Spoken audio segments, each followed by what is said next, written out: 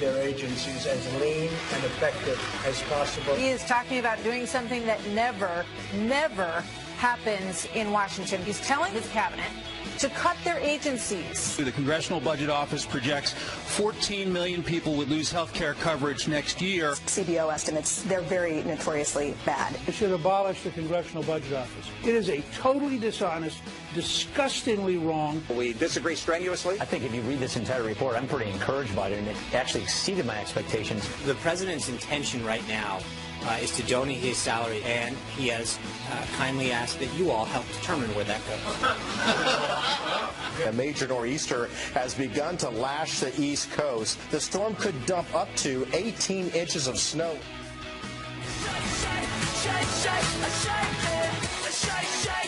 Okay, that right there is 6th Avenue. If you go over to the right of the screen, the next block over that runs parallel is 5th Avenue. That's where Trump Tower is. I'm driving down 5th Avenue today, and did 3 spin-outs in the middle of Trump Tower. That's not true. You don't even have a car. The car that I was in. You're a taxi driver. Yes. You haven't driven since 1981. Taxi cab driver. I told the guy, I said, sir, this is a sedan. You do not have the right tires. You need to go home for the safety of your life. And you're a woman who hasn't seen snow until you were I know. I kept praying for snow. I literally said, oh, Heavenly Father, please save us. Listen, 30 million people impacted by a blizzard that is raging. It's combined with a nor'easter. As you can see, it's scooting up the northeast coast. We got light snow. We got freezing rain. We could have a foot or two before it's all done by later tonight. I read that 1 in 5 Americans is somehow affected by the snow. Absolutely. 1 in 5. Wow. Here in New York City, they have declared a state of emergency because it's just kind of a mess. So a lot of people are going to watch TV all day long, put down the remote. You got your channel right there. Several states have declared a state of emergency, and a lot of people are out of school, but Washington, D.C., they're going to make the decision this morning. Have you heard what they decided? We'll have to find out. I've not heard. I'm not sure if they've I would say they should close the school because they're terrible at snow. Washington is terrible at snow. They are absolutely. Are they? Historically, yeah. I mean, no one has shovels. You get a half an inch of snow, and they will declare a state of emergency. So stand by as soon as we know whether or not Washington, D.C. is going to go to work. Usually, in a situation like that, they say, okay, non-essential employees, you don't have to show up. How demoralizing is that when you realize, I'm not essential? Yeah. How about this? Great! I don't have to go to work. President Trump is realizing right now he could never call in sick. He lives in his workplace. All he has to do is go downstairs. So he does not take a sick day today. Meanwhile, the White House firing back at the budget report that came out yesterday, estimating that millions of people will lose health care coverage under the GOP plan. But the report also shows the Obamacare replacement would reduce the federal deficit by more than $300 billion. What do we believe? So there's some good news, there's some bad news, right, Ed Henry? Exactly. That last part is something about reducing the deficit that could win over some wavering conservatives to the president's side. But there's no question this CBO report was a blow to the president's efforts in the short term because it suggests that a whole bunch of people are going to be knocked off their insurance, something we knew even before the report. And so what the president is doing is perhaps what he does best, which is fighting back and fighting hard. He put together a group of what he called victims of Obamacare to say, wait a second. He blamed the media and said the media is only doing positive stories of the people who've been covered by Obamacare. He said, fine, but they're not pointing out the people who have lost their doctor, or have lost their plans, and have not pointed out that the CEO at Aetna has said that Obamacare, current law, is in a death spiral. So the president said something needs to be done. So he and the House Republican leaders have this plan. The Congressional Budget Office came out. Here's their verdict. They say 14 million more people will be uninsured by 2018, 24 million uninsured by 2026, and that, of course, because of lifting the mandates under Obamacare.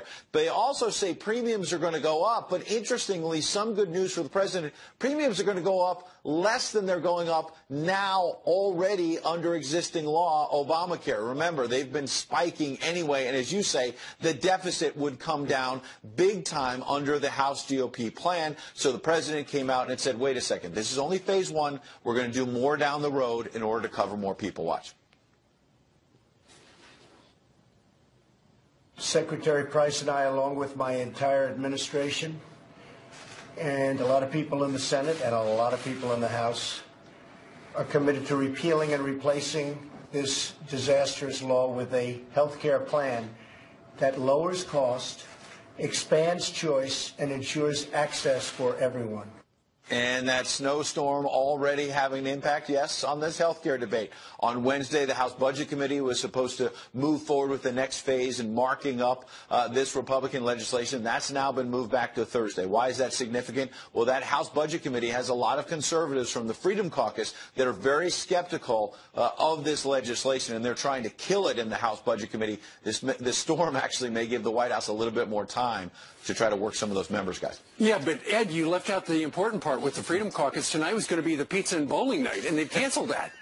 Yeah, look, this storm is wreaking havoc. They can't have pizza. They're not going to be able to have the pepperoni. They were going to. I wonder if the president was going to get those sneakers you had yesterday. Oh, that's right. Just push the button, the get the app.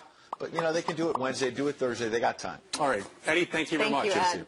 There are some good things. There are some bad things. Federal deficit going down. Of course, that's a great thing. The reason the number of uninsured goes down is because you don't get penalized if you don't opt in. So that's not necessarily a bad thing. If you look at some of the premiums that do go up, though, in the long run, especially for the elderly, that's a big problem because their premiums will go up if they don't make a lot of money. Yeah. Well, yeah, they say the people that are going to be hurt most under the current plan, the way the calculus is done by the CBO, there are Americans between the age of 50 and 64, and they're right before Medicare, the older part, and the last leg of their career. That translates into mostly Trump voters. But then you factor in the fact this is a three-phase plan. The second phase is when Tom Price is supposed to, theoretically, sit there and put in regulations that'll make this more of a conservative project. Right. And also, it's the politics. Both Paul Ryan and Donald Trump both said they promised the repeal would not kick anybody out of health care. And that's true with the private market because it's your choice. If you want to buy insurance, you buy insurance. Well, if you don't, you don't. But in the public sector, that's where like 14 million people who currently have Medicaid are going to be impacted because the amount of money the federal government gives the states is going to change, and then fewer people will wind up with Medicaid, and that's where that big number comes Here's the thing. Donald Trump said the Democrats are the ones that put us in this mess. They're complaining about this. And can you really even trust the CBO? Can you trust this report? Because Jonathan Gruber, who was the architect of Obamacare, he said blatantly, we played the sound bites for you yesterday, he said, we can trick the CBO. He said, we can call them mandates and not taxes, and they'll pass this thing through. Right. Well, that was the Obama administration. I would hope that the Trump administration is more forthcoming along with Congress. However, Newt Gingrich, who was Speaker of the House once upon a time, he says the CBO, actually, they should just get rid of it. Did you see him last night with Martha? Watch this. They should abolish the Congressional Budget Office. It is corrupt. It is dishonest. It was totally wrong in Obamacare by huge, huge margins. I don't trust a single word they have published, and I don't believe them. Let me be very clear. Okay, I helped balance the budget 4 straight times, the only time in your lifetime. We fought the Congressional Budget Office every time. When Obamacare came out, they used the architect of Obamacare as their advisor on how to score Obamacare, and their scoring, you go back and look at it, it is a totally dishonest, disgustingly wrong, and it is that whole thing should be abolished. They should replace it by putting out to bid and having 3 to 5 professional firms score these things. Nobody has an exact score. Dr. Tom Price, the Secretary of Health and Human Services, pointed out there are whole sections of this bill they didn't score. So I really do think it's disgusting, and I'm really disappointed that the Republicans have not abolished the Congressional Budget Office because it is so profoundly dishonest. The guy in charge, though, was approved by Tom Price and his committee and was appointed during the years when Bush was in office. So maybe it's just hard to in 2014, they came out and said, we are going to stop looking at Obamacare. It is now impossible by the numbers that are coming out to score it. So they said, we throw up our hands. That was in 2014. That was a story in the Hill. Right, and back in the day, they estimated, the CBO estimated, 23 million Americans would have health care through the Affordable Care Act by 2017 right now. 23 million. You know how many there are? 9.3. Wow. So they were way off. So we have the director of the Office of Management and Budget, yep, Mick Mulvaney, the founder of the Freedom Caucus. He's going to be joining us in a little while to reflect on what the CBO does, what they liked about the plan, what they didn't like about the review.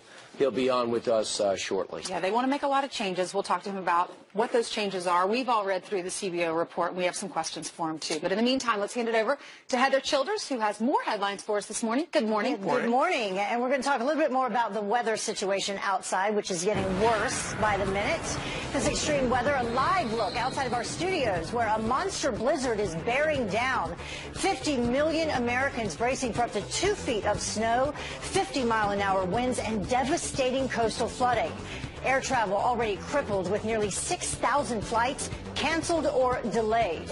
People also told to stay off the roads, and this is why. In Chicago, snow and ice leading to this 30-car pileup already. Meteorologist Adam Klotz has the very latest on the storm in just a few minutes, so stay tuned. Well, the dramatic moment that police use a fire hose to blast a man right out of a van caught on camera. Police near Los Angeles say that he locked himself inside a van with gasoline and lighter fluid during a traffic stop. Fearing worst, officers sneak around the back and then turn on the powerful water. But police then forced to open fire after the suspect pulls out a knife.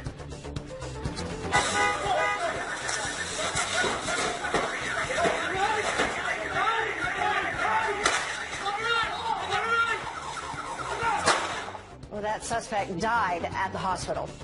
And the president giving the CIA the power to take out suspected terrorists with drone strikes. According to the Washington Journal, it is a complete 180 from the Obama administration policy, which, you may remember, only allowed the CIA to locate the target. The military was then in charge of pulling the trigger. The CIA first using its new authority late last month in a strike on a senior al-Qaeda leader in Syria. And the Justice Department now has 6 more days to provide proof to back up that wiretapping claim against the Obama administration. The White House saying that it is about the broader surveillance activity during the 2016 election. The House Intel Committee may subpoena the agency if it fails to comply by the new deadline. So we'll see if that happens. Let's look at headlines. We will. All right, Heather, thank you. I'll be back. All right, coming up straight ahead, 12 minutes after the hour. An Obamacare architect calling the GOP repeal plan a scam. Talk about the pot calling the kettle black. Lack of transparency is a huge political advantage. And basically, call it the stupidity of the American voter or whatever. But basically, that was really, really critical to getting the thing to pass. A former CEO official joins us next with his reaction. Plus, can't read, no problem. You can always be a teacher. Not kidding. Literacy tests for teachers now becoming a thing of the past. About time. Too much pressure on knowing how to read and write and do math. Yes, but you want to say no, what do you mean?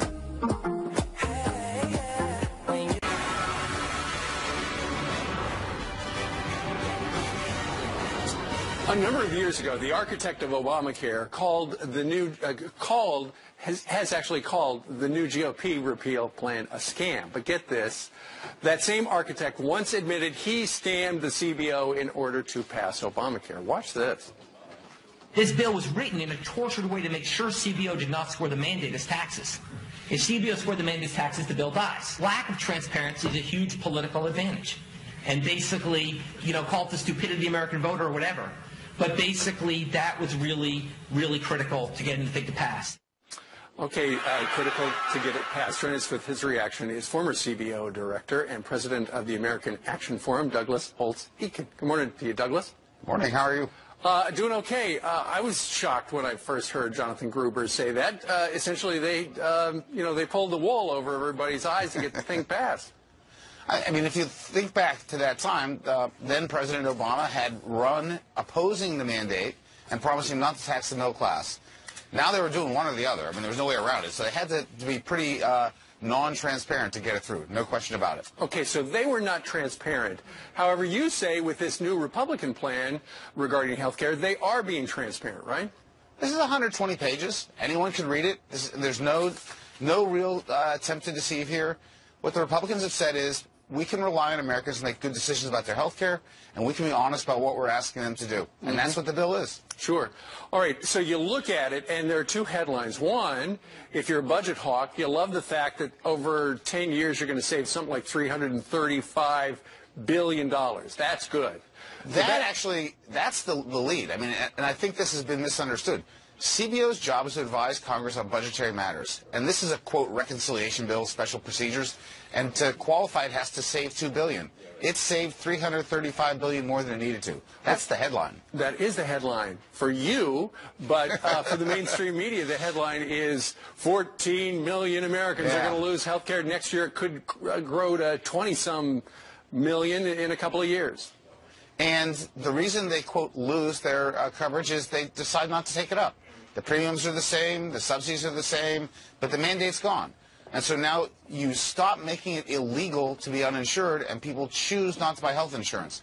And you have to decide for yourself, since they decided not to do it, are they worse off? Great point.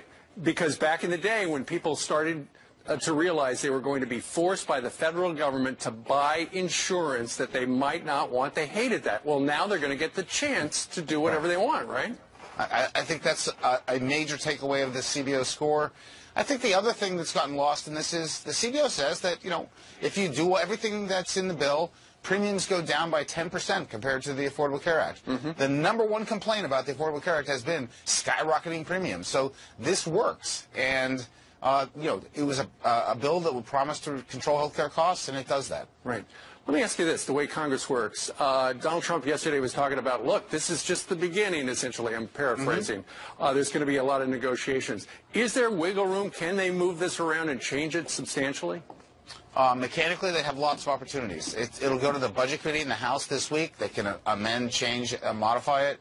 It'll go to the floor of the House. Again, it can be open for amendments. It'll then have to go over to the Senate. So there are a lot of chances to modify this. I think the key question is, what are you trying to accomplish? Are you trying to get into a bidding war where you say it's illegal to be uninsured and we're going to spend taxpayer money to make sure everyone gets their coverage? Or are you going to have a bill where people can decide what they want to do and we're going to give them a lot of options? That's it. Okay. Well, we wanted the score, now we got it. Douglas, thank you very much for joining us today from a snowy Washington, D.C. Thank you, sir. All right. Meanwhile, down in D.C., Sean Spicer ambushed at the Apple Store by a raging liberal, and apparently he's not alone. Todd Starnes said the same thing happened to him in the produce aisle.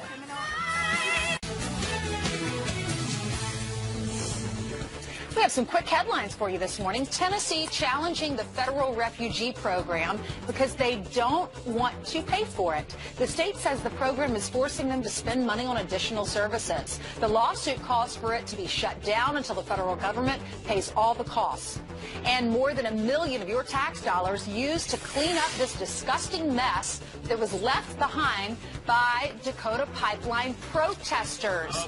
The Army Corps of Engineers hauling away 835 dumpsters worth of trash and debris. All right, you can protest, but please don't litter. All right, now let me tell you this story. Press Secretary Sean Spicer ambushed at the Apple Store, of all places. You know you work for a fascist, right? You work for a fascist. How do you feel about that? How do you feel about destroying our country, Sean? But apparently Sean Spicer not alone. Fox radio host and author of The Deplorables Guide to Making America Great Again, Todd Starnes, said the same thing happened to you. You weren't at the Apple Store. You were actually over in the Apple aisle at the produce department. The produce section. You know, guys, I live among the indigenous liberal people of Brooklyn, and so it's not really surprising this happened. But I think it really exposes a well-known secret in the world of liberalism, and that's that many of these feminists are lacking in the social graces. So what happened? You're at the grocery store and somebody said, hey, you're the guy from Fox Radio? Yeah, that's right. She apparently had seen me doing a lot of the Fox and Friends hits and read the column at foxnews.com, and she confronts me right there in the produce section and starts hollering at me at being, how could you work at Fox News, and so on and so forth. So wait a minute. She recognized you from watching Fox News? She's watching right now. You want to say hi? How you doing there? So what was your response? Well, look, my mama raised me right as a good Southerner. You didn't kick her and run away? Well, no, Ainsley, because, look, by nature, you want to tell her where to go plant her the kumquats, but you don't do that. Is that the lady who approached you? That's not the lady. All right. That's not the lady. Maybe that is the woman that woman ambushed Sean Spicer. Sure did. And she's an interesting character. Let's learn a little bit about her. She is a woman. Thanks for that update. She closes her eyes in pictures. We'll continue to stall until you can pull up the email. You know what? I don't have it. So anyway, your point is about you know, your book is about deplorables. Yes. But this topic where the liberals are the polar opposite of the deplorables, aren't they? Well, absolutely. And look, she was talking about the sheer audacity of Sean Spicer actually being nice and pleasant to her as she's, you know, reaming the poor guy out there in the Apple store. You know, the sheer audacity is this feminist going bonkers there in public. And I write about this in the Deplorables Guide. People are really fed up with this kind of nonsense where the left, they don't tolerate dissent. They want to shut you down. They want to embarrass you. And this is exactly what happened to Sean Spicer. They're hoping to catch you on a bad day, right? When you've had a lot of things go wrong so that you blow up at them. Absolutely. Todd does not have days like that. I don't know what you're referring to. Who, me? I'm talking about maybe Sean Spicer. Sean Spicer took the high road. Yeah. You know, he did. all And have he really bad should be days. commended for that. I think it says a lot about his character that he didn't lash out at this lady because, look, who knew there was something worse than Hillary Clinton's cackling? Sweet Lord Almighty, this woman just would not stop. Unbelievable. She was asking him a lot of questions. Very What's it like to inquisitive. work for a fascist, stuff like that. Very inquisitive. All right. All right. So are you going to start buying your food online now? So somebody will just bring it to your house? Yeah, Teapot will deliver. But not today. I tried. They're backed up for about 5 days because of the snow. A little snowy out there. That's because everybody was at the store yesterday. All right. Todd, thank you very much. Thank you, Todd. Thanks, Good to All see right. you. Meanwhile, first it was Brexit, then President Trump was elected, and now a brand new political bombshell that will have liberals in an uproar. Daniel Hannan, a member of the European Parliament, is joining us next. Good morning to you, sir. He started the whole Brexit movement, and Kid Rock is locked and loaded.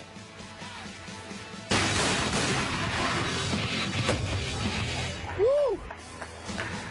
In your face, China. His brand new Made in America business idea you're going to love next. But first, happy birthday to Billy Crystal. I know you're watching.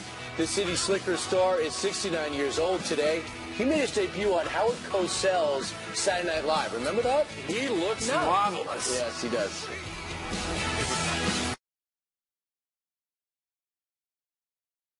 That's what we think of Made in China.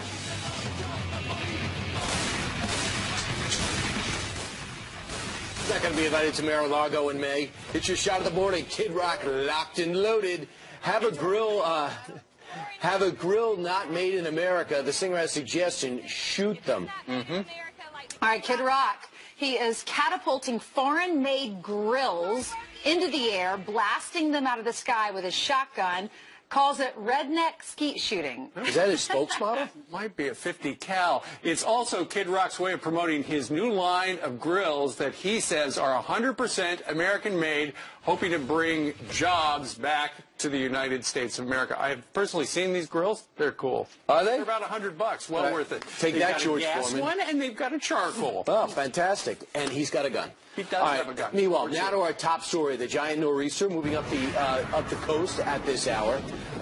You are taking a look at Chester, New York. And that is it. Chester, New York. It looks very much like around the block. Rochester. Oh, Rochester, New York. Okay. I've heard of that, too. Rochester can handle it. This is nothing for them. This is summer for them. Well, 50 million Americans, Brian, are bracing for up to 2 feet of snow, blinding winds, and devastating coastal flooding. Nearly 6,000 flights already canceled or delayed, stranding many people at the airport. If you're traveling today, make sure you call first. Let's call meteorologist Adam Klotz. He is outside at 48th and 6th Avenue where, you know, because we're surrounded by skyscrapers, the wind is not howling, but it's out there, isn't it? It is. Because of the skyscrapers, you get a little bit of breaks here and there, but when it tunnels down through these buildings, it is intense. And, yeah, at times, these little ice pellets, the small snow really kind of pounds you in the face and makes my eyes water here a little bit. But we are seeing snow at this point. That's not the case for everyone up and down the East Coast. There's some places a little farther to the south where we are actually looking at, yes, a little bit more of a rain-snow mix. That's the case in Washington, D.C., also the case in the Philadelphia area. Still for us, we're still looking at solid snow here in New York City. And it's coming down quick. We're actually looking at it piling up on the quick side for us today. The winds, that's a big part of the story. Still around 30 miles an hour here in New York City. You need a 35-mile-an-hour wind, a consistent wind, for you to get to those blizzard conditions. So we're still not quite there yet, but we're going to continue to watch this increase. Visibility, it's been lower for us than it has been for some spots. You're seeing a little farther to the south down the coast. There's spots where visibility is 4 or 5 miles an hour because it's rain. But areas where the wind's strong and you're looking at the snow, Those are the spots where the visibility is low, and we're seeing it here across really throughout the New York area with visibility down to half a mile. The wind, when it blows, boy, it is intense out here, guys. And what's really interesting, this snow just keeps piling up. We clean it, it piles up every 15 minutes. That's going to continue throughout the rest of the day. And Adam, real quickly, is there still a possibility some spots could wind up with 2 feet? That's going to be farther inland, but yeah, I think 18 inches widespread wouldn't be a surprise. All right, Go run for shelter. Yeah, get the shovel and the Advil. All right, thanks, Adam. Heather Childers, you have some breaking news. Then we have Daniel Hannan standing by. We do. We have this story for you. Prosecutors calling the maker of a new Michael Brown documentary pathetic, releasing this unedited surveillance video to disprove the claim in Stranger Fruit. It shows Brown exchanging bags of cigars with employees, leading to a heated argument. Well, the documentary alleges that Brown did not rob the store and was involved in a drug deal. Filmmaker Jason Pollock going head-to-head against Martha McCallum, trying to defend himself. There's some people in America with so much bias inside of them that they just want to think that Michael Brown is a bad guy. It's not possible in your brain that what happened there was what was found by both the grand jury and 40 FBI agents. You're discounting. You're saying all of that doesn't matter. Their investigation is absolutely not true. When Michael Brown did not reach into that car to grab his gun. Excuse me, miss. Can I speak now? Whoa. Well, the St. Louis County prosecutor says that Pollock is making up his own facts. And a Democratic lawmaker led away in handcuffs after refusing to leave an immigration and customs office. Illinois Congressman Luis Gutierrez throwing a temper tantrum after a meeting with ICE officials. Why? Apparently he didn't get the answer that he wanted regarding the president's plan to deport millions of illegal criminals. So ICE called the cops. Gutierrez tweeted this photo of the stunt, which not only drained resources from the federal police department, but also disrupted the office. And you can't read? No problem. You can teach anyway. Literacy tests for teachers in New York are now officially a thing of the past. Education officials voting to scrap the exam for prospective teachers, saying that it's unnecessary to test candidates who already have a college degree. Critics blasting the move, saying that it will weaken the candidate pool and that students will ultimately pay the price. And those are Look at Your Headlines. Back to you. All right, let's bring in Daniel Hannan. Daniel Hannan is a member of the European Parliament. He did something very interesting. He got rid of his own job. He came up with this idea about Brexit. He said, it's not good for the UK. We want out. Next thing you know, you win the referendum, and you're out of a job, Daniel. Yeah, I mean... And you love it. The next thing was like 26 years of my life of solid campaigning, so it wasn't like, you know, the next day, but... you saw enough. You know, it's not just that I saw enough. The European Union is not in a good way, right? It's in a bad way demographically, economically, it's stagnating, and there's a whole world out there. We can now lift our eyes to wider horizons and reconnect with older friends on more distant continents. So what can we expect to see in Europe? Well, I'm afraid the people in Brussels have responded to Brexit in the way they respond to everything by saying this just shows that we need even more European integration, even more powers for Brussels. It shows that we were right all along. Let's say this more loudly. And, of course, that is the problem. I think there's probably not a single country in Europe that wouldn't want some return of powers from Brussels, but it's not on the menu. Okay, so, you know, a lot of folks are unfamiliar with what's going on, aside from the fact that England said, let's get out of this EU club. Now it looks like there are a number of other countries who are just on the verge of saying, I've had it up to here with them too. If the EU had been a little bit more flexible when we asked for some return of powers, we would have stayed. Like what? Well, if they'd allowed us, for example, you know, to do more of our own trade deals, if they'd allowed us to determine more of our taxes, more of our economic policy, farming, fishing, if they'd shown any flexibility, I think people would have seen that as, okay, they've set a precedent, powers don't just go upwards, they can come down as well. But they couldn't do it. They've reached the point where they can't reform. And this, I think, is what's also annoying people in the Netherlands, in Denmark, in Sweden, and so on. Talking about the Netherlands, they could be the next to leave. And one of the candidates that's creating quite a firestorm and a lot of momentum is Geert Wilders. Here's what he said about Islamic extremists and what they're doing to that country. Ideology is an ideology of violence, of hate, of submission, not of assimilation. And I believe Islam and freedom are incompatible. So if we want to stay free countries also for our children and grandchildren in the future, we have to have less Islam in our societies, because the more it dominates, the stronger it becomes and the less freedom we will have. What's the blowback on that?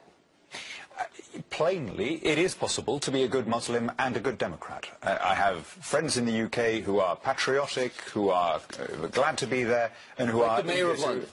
Yeah, the Mayor of London, but, I mean, he's not my cup of tea, he's a Labour politician, but no one could accuse him of any kind of extremism or radicalism, and that is the majority of the population. So we're talking about a minority, I mean, quite a small minority in proportionate terms. There can still be quite a lot of people in a large population. And you need to be laser-like in targeting what is it that is alienating some of these kids so much that they're prepared, in extreme cases, to go to Syria and Iraq to take up arms against their own country. And I think part of the answer is we've got to be more patriotic ourselves. We've got to project the sense that our countries are something worth being part of so that newcomers want to assimilate. Yeah, and speaking of newcomers, here in this country we've got a newcomer to politics, Donald Trump, as our president now, because the people of America said, you know, what we've got is not working. That's essentially where Europe is right now. Obviously, there is a sense on both sides of the Atlantic that things weren't working. There's been that sense since the financial crisis, I would say. People, I think, saw low and medium income families robbed through the tax system to rescue some very wealthy bankers and bondholders from the consequences of their own errors. I think there's been a reaction in Europe and in the US, and people have said the system wasn't working, we can do better. And that's perfectly understandable, but I'm optimistic about this country now. I think if I look at what's likely to happen here, about the US, absolutely. We're going to have deregulation, we're going to have the scrapping of Obamacare, we're going to have judges who rule on the basis of what the law says rather than what they think it ought to say, devolution of power to the states, return of power to Congress. I'm really optimistic about America's future. You know what the president calls that? Draining the swamp. Yeah, you could also call it sticking to the Constitution. Right, and Leslie, real quick, one of the ramifications is that Scotland goes, I want to be part of the UN. They're going to have a referendum in 2 years, within 2 years, to leave, to be part of the EU, rather, to leave Britain and the United Kingdom. Well, we had a referendum in 2014. Scots voted by 55%. To 45% to remain in the UK. Since then, by the way, the oil prices collapsed. And the fact of leaving the EU, funnily enough, makes the English market much more relatively important to Scotland. So my guess, I mean, 3 of my 4 grandparents were Scottish, and Scots are an admirably bloody-minded and stubborn people. And if they're asked exactly the same question, only 4 years later, they are likely to repeat the answer, but with that added emphasis that we used when somebody wasn't listening the first time. All right. Well, if you want to defect to our country, you have our sponsorship. That's Daniel, thank you very much. Thank you, Daniel. Thank you, guys. A disgusting new attack on the commander-in-chief, rapper Snoop Dogg, shooting a clown that is dressed up like Donald Trump, the president, in his latest music video. Yep, and where's the outrage? Plus, the White House now explaining what the president meant by his explosive claim on wiretapping. He doesn't really think that President Obama went up and tapped his phone personally. The president used the word wiretap in quotes to mean broadly surveillance and other activities. So he was talking more generally, but Judge Napolitano says, you know what, there might never be evidence, even if it did happen.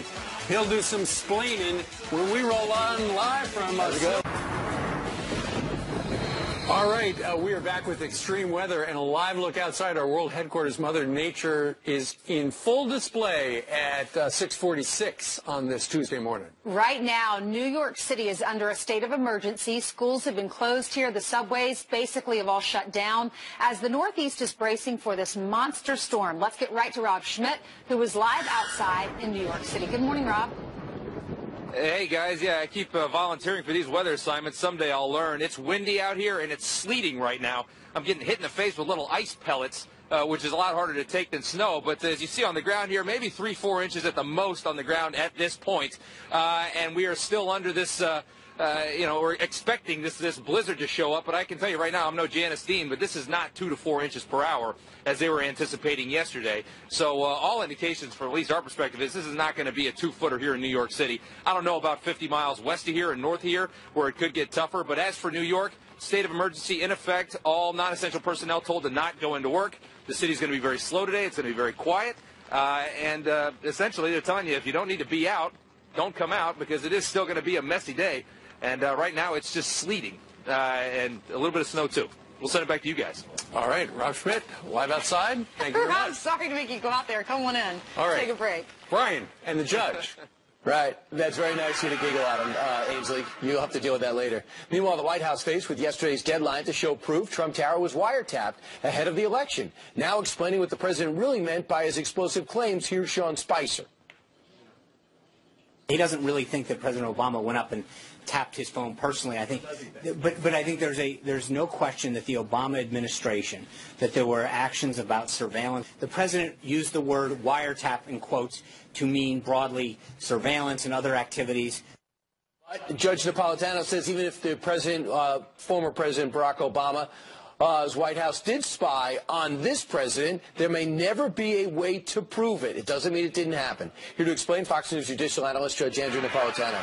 Judge, what do you mean he can't prove it? I thought he could prove everything. We have all the American surveillance and technology at our fingertips. Okay, so the statutes authorize the President of the United States to order the surveillance of any person in the United States of America without suspicion, without probable cause, and without a warrant, meaning he doesn't have to go to a court to do it. So he can order the NSA, which already has the digital version of our phone calls, to transcribe the digital version into a transcript and give it to him. But if he does that, there's a record of the order. Right. So 3 intelligence sources have informed Fox News that President Obama went outside the chain of command. He didn't use the NSA, he didn't use the CIA, he didn't use the FBI, and he didn't use the Department of Justice. He used GCHQ. What the heck is GCHQ? That's the initials for the British spying agency. They have 24/7 access to the NSA database. So by simply having 2 people go to them saying, President Obama needs transcripts of conversations involving candidate Trump, conversations involving President-elect Trump, he's able to get it. And there's no American fingerprints on this. So you're saying that the British used their version of the CIA to wiretap Donald Trump's phone or well, ours? It's not a wiretap. The concept of plugging a wire into a phone box in the basement of a building is what the law was when these statutes were written in 1978. Everything is done electronically now via computer. The NSA has 24/7, 365 access to every mainframe computer of every telecom and every computer service provider that does business in the United States. And they share that with various intelligence agencies, including the Brits. So the British intelligence agency had this. What happened to the guy who ordered this? Resigned. Incredible. 3 days after Donald Trump was inaugurated. So Trump might be right, except for the fact who did it. Unbelievable. That according to your sources. Judge, great job. All the best, Brian. All right, straight ahead. Rapper Snoop Dogg unleashing a disgusting new attack on President Trump. Carly Shimkus with the details as she finds out what's trending here. She'll lead with that story. She promises to have more. She always lives up to her promise. I'm out of time. I'm out of stuff to say, too, and copy. All right, let's talk trends. Snoop Dogg's new music video, Under Fire, as it shows the rapper pulling out a gun to shoot a clown version of our president.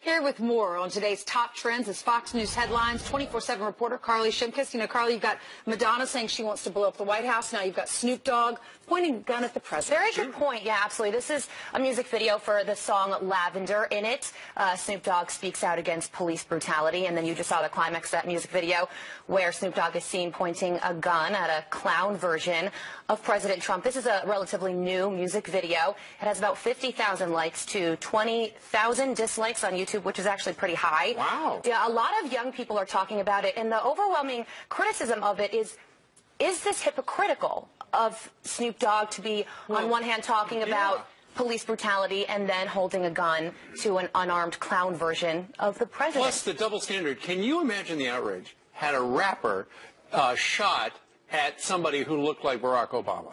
That's the big question right there, and that would never happen, nor should it have. And a lot of people are talking about this online right now. Let's get to some reaction. Paul tweets, Snoop Dogg, 2013, gun violence is bad, stop shooting each other. Snoop Dogg, 2017, shooting cops, and Trump is cool. That speaks to the, hypocritical nature that we were talking about earlier. Another tweet from Kate. She says Snoop Dogg is irrelevant now. He has to do anything for sales. Well, I don't really know about that. He is doing a lot with Martha Stewart. This is clearly a big departure from that. Right. So without Madonna and Snoop Dogg to look up to, I have to find myself another idol. That's right. So I'm open. If you please apply.